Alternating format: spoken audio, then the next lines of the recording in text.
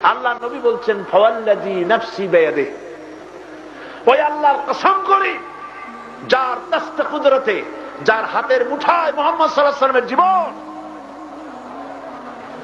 লাতা'মুরুন্না বিল মারুফ ওয়া লাতানহাউন্না আনিল মুনকার, তোমাদেরকে অবশ্যই ভালো কাজের আদেশ করিতেই হইবে, তোমাদেরকে অবশ্যই অন্যায় কাজ থেকে মানুষদেরকে ফিরাতেই হইবে। আও লা ইসাল্লিতান্নাল্লাহু আলাইকুম সুলতানান জালিমান, যদি তোমরা এই কাজটা না করো তাহলে তোমাদের উপরে জালেম শাসক আল্লাহ চড়ায় দিবেন, তোমাদের উপরে তোমার দেশের সবচাইতে দুশ্চরিত্র লোকগুলি তোমাদের শাসক হয়ে বসবে। সুম্মা ইয়াদউহু খিয়ারাকুম, এরপরে তোমার দেশের ভালো মানুষেরা আল্লাহর কাছে যত দোয়া করুক ফালা ইউস্তাজাবা লাকুম, আল্লাহর কাছে দোয়া মঞ্জুর হবে না।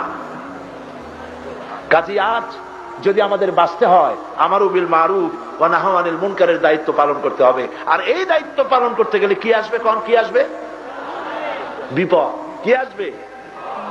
হযরতে লোকমান বলেন, ইয়া বুনাইয়া আকিমিস সালাতা ওয়া আমুর বিল মারুফ ওয়া নাহা আনিল মুনকার ওয়াসবির আলা মা আসাবাক ইন্না যালিকা মিন আজমিল উমুর। ভালো কাজের আদেশ দাও, অন্যায় কাজ থেকে মানুষকে ফিরাও, আর এই কাজ করতে গেলে ওয়াসবির আলা মা আসাবাক, এই কাজ করতে গেলে বিপদ আসবে। সহজে কেউ ছাড়বে না। সিনেমাওয়ালারা ছাড়বে তোমারে? তুমি এই দেশকে শাহজালালের দেশ বানাইতে চাও, গৌর গোবিন্দের পোলাপানেরা তোমারে ছাড়বে? ছাড়বে? ছাড়বে না। ওয়াসবির আলা মা আসাবাক, বিপদ যখন আসবে ধৈর্য ধারণ করবা। ধৈর্যের অর্থ এটা নয় যে আপনারে মারবে আপনি খালি মার খাইতেই থাকবেন। ওই যে এক পীর সাহেবের কাছে এক সাপ এসে মুরিদ হয়েছিল, তারপরে পীর সাহেব বললেন আমি তো সাপ মুরিদ বানাই না। কয় না হুজুর আমারে বানানি লাগবে। আচ্ছা বানাইলাম, তুমি কিন্তু দংশন করতে পারবে না। ঠিক আছে দংশন করবো না। এখন ওই সাপ বিলের মধ্যে পড়ে আছে ধানের খেতে, রাখাল ধান কাটছে কিন্তু দড়ি নাই, সন্ধ্যাবেলায় ধানগুলো বাঁধতে নেবে কি দিয়া, দেখে যে ওই মুরিদ সাপ শুয়ে আছে। ও তো মনে করে বুঝে নাই সাপ, সে মনে করছে দড়ি। এই অন্ধকারের ভিতরে সাপ দিয়া ধান বাঁধছে, বানিয়ে বাড়ি নিয়ে সাপের ঘাট তো গেছে বেঁকে, বাড়ি নিয়ে ভালাই দিছে, সাপের ঘাট গেছে মস্কিয়া। ওই অবস্থায় পীর সাহেবের বাড়ি বহু কষ্ট করে গেছে, যায় বলে যে হুজুর কি জিগের আজগার শিখাইলেন, আমার তো গাড় মস্কে গেছে। একটা কথা হইল, জিগের আজগার করলে ঘাড় মস্কাবে কেন? সাপে পুরা ঘটনা শোনাইলো, এই হলো ঘটনা। পীর সাহেব বলছেন, বেটা সাপ আমি তোরে বলছিলাম দংশন করবি না, কিন্তু ফোঁস করতে তো নিষেধ করছিলাম না।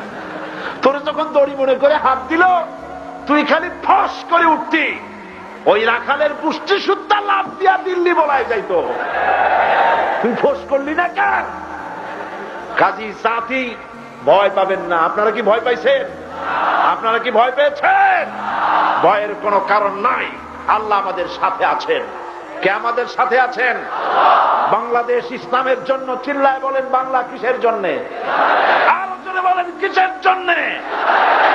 যদি প্রয়োজন হয় সেই ইসলামের জন্য রক্ত দেবার, সিলেটের লোকেরা রক্ত দিবে। যদি প্রয়োজন হয় জেলে যাওয়ার জেলে যাবে, যদি প্রয়োজন হয় শহীদ হওয়ার শহীদ হবে। আল্লাহ রাব্বুল আলামিন তৌফিক দান করুন আল্লাহর দ্বীনকে জমিনে প্রতিষ্ঠা করার জন্য। সর্বক্ষেত্রে আল্লাহ যেন সেই তৌফিক আমাদের দান করেন, বলেন আমিন। শাহাদাতের মর্যাদা যেন আল্লাহ পাক আমাদের দান করেন।